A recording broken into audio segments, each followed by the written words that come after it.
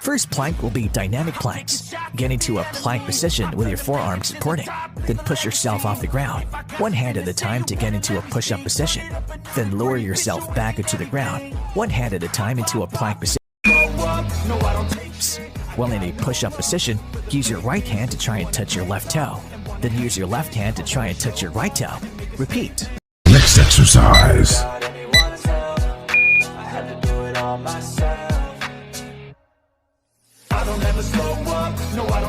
Next exercise.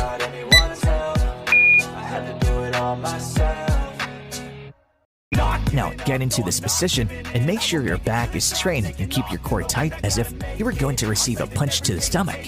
This is our final exercise, so let's make it count. Now get into this position and make sure your back is straight and keep your core tight as if you were going to receive a punch to the stomach. This is our final exercise, so let's make it count.